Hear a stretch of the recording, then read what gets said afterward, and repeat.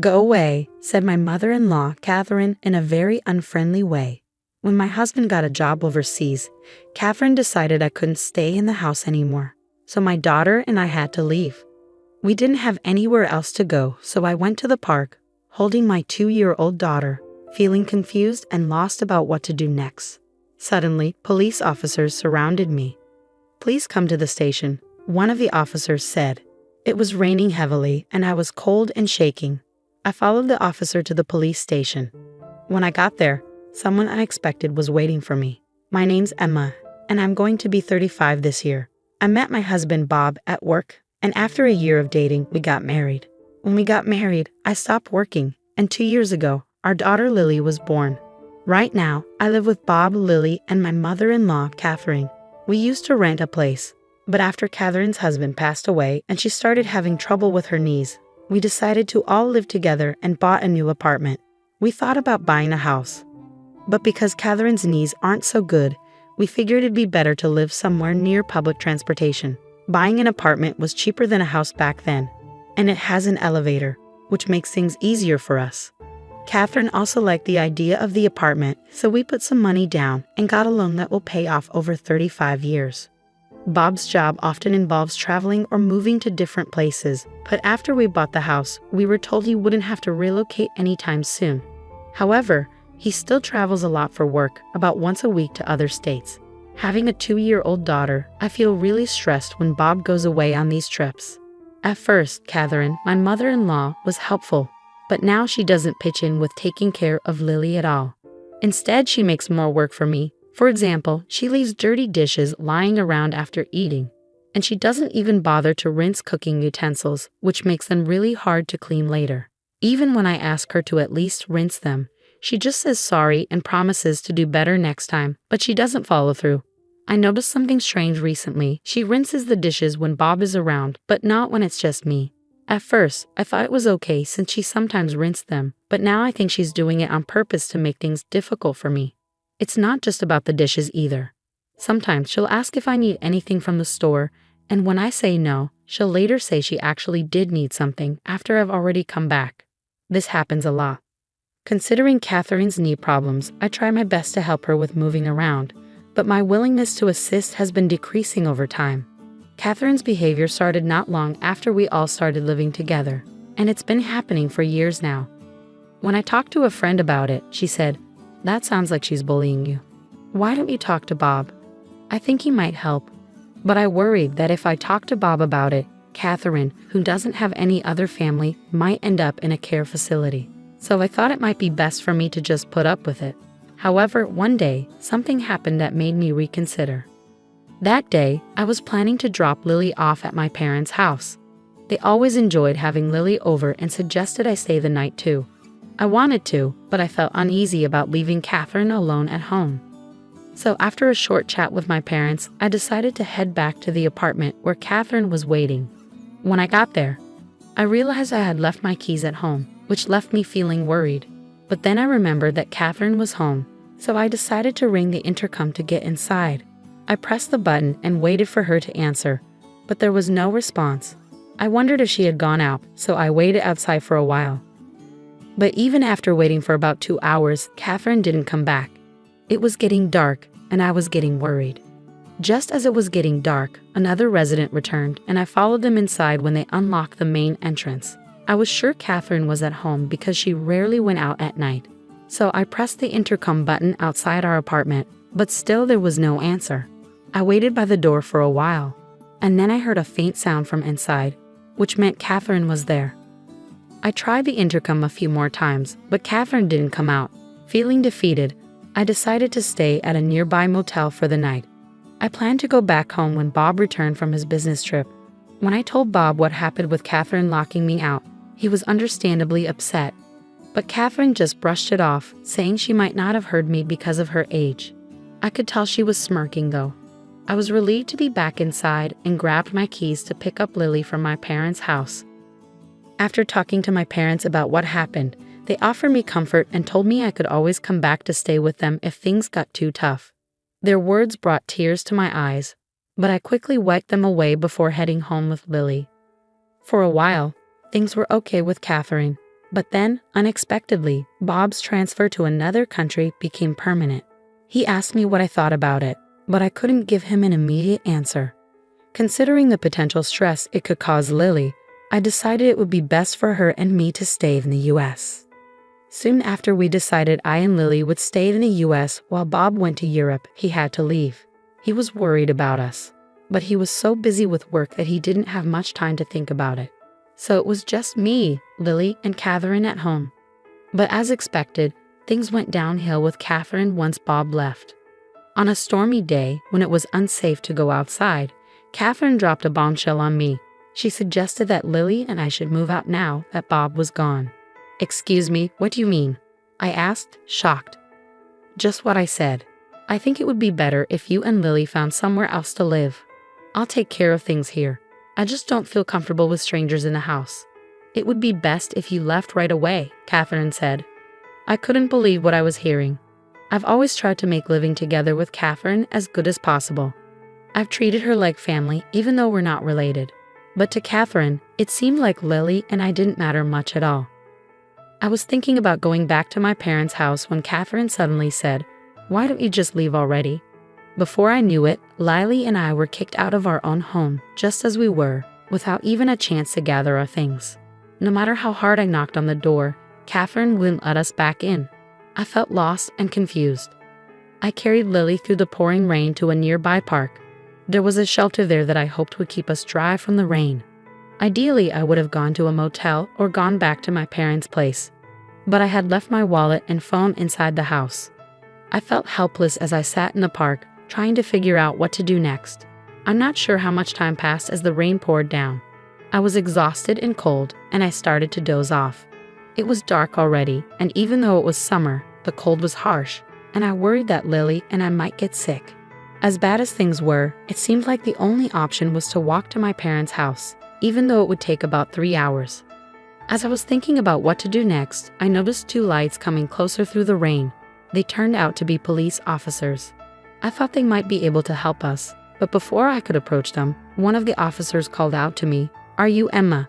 And is this little one Lily?" I was surprised they knew our names but replied, "Yes, that's us." Then the officer said, "Please come to the station with us." I wondered why they wanted us to go to the police station. If something was wrong, urged by the officer, Lily and I got into the patrol car. We were freezing from being out in the rain for so long, but the officers had brought big towels for us. "You might need these. We've got some spare clothes for you at the station," they said kindly. Curious about why they knew about us and why we were going to the police station, I asked, "How did you know where to find us?" They replied, "We'll explain everything once we're back at the station. For now, just try to relax." Exhausted, I soon fell asleep and woke up to find we had arrived at the police station. As I followed the officers into the police station, I was surprised to see Catherine and my uncle there. "Uncle, what are you doing here?" I asked. He explained, "Bob got in touch with me. He thought you might be having problems with his mom, and since he's overseas, he asked me to keep an eye on things for him." According to my uncle, Bob had talked to him about this before. He said Bob wanted him to keep an eye on things since he couldn't be there himself. My uncle had seen us in the rain earlier today. He had thought about taking us in himself, but he thought Catherine's behavior was too extreme, so he reported it to the police. That's how the officers knew where to find us. Catherine had also been asked to come to the police station.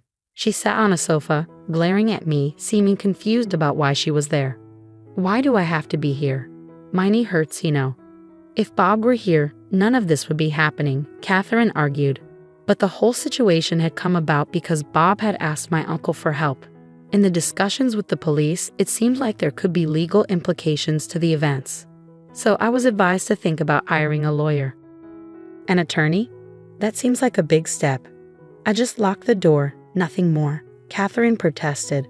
But my uncle intervened, pointing out that what she did was serious. Throwing me and a little child out in heavy rain isn't something that can be easily forgiven. He also clarified that I was actually the rightful owner of the house. Catherine was surprised, insisting that Bob, as the head of the household, should be the owner. But she was mistaken. My uncle, who works in real estate, had helped us get a great deal on a condo, and Bob had suggested putting it under my name. I hadn't thought much of it at the time, but now I was grateful I followed Bob's advice. Following my uncle's guidance, I decided to hire a lawyer. The lawyer explained that it would be tough to evict Catherine, so the best option might be to place her in a care facility. I immediately called Bob to update him. He hadn't expected things to escalate like this and said he wanted to come back from Japan to sort it out properly. He also mentioned that he was considering putting Catherine in a facility, unaware of the current situation. Despite being at the police station, Catherine seemed unconcerned as she casually snacked on some crackers. Since I couldn't go back home with her, I decided to stay at my parents' place until Bob returned. He was due back in a week, giving me time to figure out our next steps. If Bob didn't support me, divorce seemed like the only option. I regretted not seeking advice sooner. A week later, Bob returned from Europe and was at the house with Catherine. So I moved back home from my parents' place. Bob had to go back to Europe soon, so we needed to talk about what to do next. I heard some things from Emma's uncle. Is all of that true? Bob asked Catherine. It's all lies. I haven't done anything. Emma's plotting something to evict me. Catherine stubbornly denied any wrongdoing and accused me of scheming against her.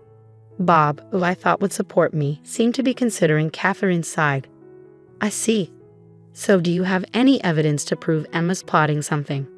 Bob asked Catherine. Evidence? No, of course not, she replied. Then Bob turned to me, asking, Emma, do you have any evidence? I hesitated, admitting, to be honest, I've been so busy with work I haven't been able to keep an eye on things.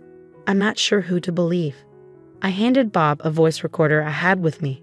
What's this? He asked. It contained recordings of Catherine's hurtful words and actions, capturing moments when she not only kicked me out but also often insulted me. When Bob played it, he heard Catherine saying awful things like, "You're such a worthless wife. I wonder why he even married you." Catherine quickly tried to defend herself, claiming it was taken out of context and just a one-time thing. But as the recordings played on, it became clear that her verbal abuse was a pattern, not just a one-off incident. Bob's hand trembled with tension and anger as he listened to the recordings. Catherine looked guilty as the truth sank in. Mom, what is this about? Bob demanded an explanation, but Catherine stayed silent. If you won't answer, then I have to believe this is all true. And if it is, I need to protect Emma and Lily. You understand that, right? Bob's anger was evident, something I hadn't seen in all our years together. Catherine, seeing this side of Bob for the first time, looked frightened and couldn't say a word. After many discussions before Bob's return to Europe, I made it clear that I couldn't continue living with Catherine, especially with Lily around. Bob seemed to agree, leaning towards placing Catherine in a care facility. However, Catherine strongly opposed this, making the discussions complicated. Despite her objections, I decided to sell the house. So you can't stay here anymore. If you don't want to go to the facility, you'll need to find somewhere else to live, Bob told Catherine. She resisted the idea of selling the house, but it was necessary for our plans. Lily and I had decided to move to Europe. Bob regretted not being more present for his family and wanted to be there for us moving forward. Although I was unsure about living abroad, knowing Bob would be with us made me feel better. Plus, it would be good for Lily to experience life in Europe at her young age. Selling the condo, which still had a mortgage, was our only option. If we didn't sell it, Catherine would have to cover the mortgage, which she couldn't afford on her fixed income. Considering her future, it was important for someone to be there to assist her. Despite our efforts, Catherine refused to move into a facility, so we had to forcefully place her there. I'm sorry, but I have to head back to Europe. Could you take care of any procedures needed here? Bob asked before leaving. With help from others, I managed to finalize Catherine's admission into the facility. The staff at the facility kept me updated on Catherine's condition, but it seems she is struggling. It would be one thing if she was just feeling down, but she's been causing trouble for the staff and other residents. Before leaving for Europe, I visited her to check on her. But she lashed out at me, saying, "Why have you locked me up in this place?" She also complained to the staff about the food, the beds, and the other residents. When I apologized to the staff, they were understanding. "It's okay," one of them reassured me. "We're used to this kind of behavior. Just leave it to us. We'll keep you updated, and if anything happens, we'll let you know. So don't worry." Despite all the harassment I endured from Catherine when we lived together, I couldn't help but feel worried as I headed to Europe. Upon arriving in Paris, Bob met me at the airport and we went to the apartment we had rented. They say rents in Paris are higher than in Texas.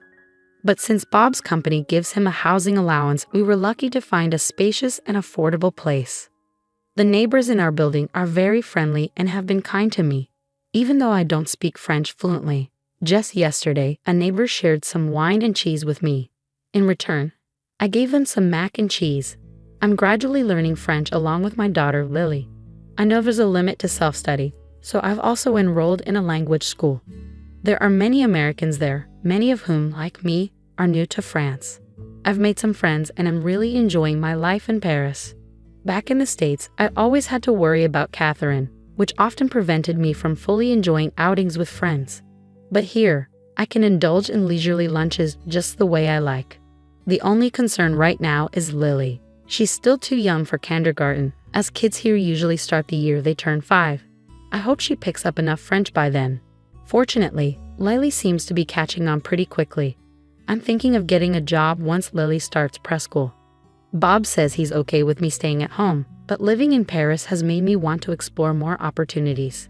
Seeing how ambitious and confident people are here has ignited something within me. I've become friends with a waitress at a nearby cafe, and she hinted that there might be a job opportunity for me there.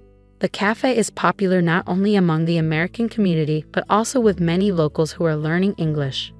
There might be challenges ahead, but since coming to France, Bob and I have been communicating much better.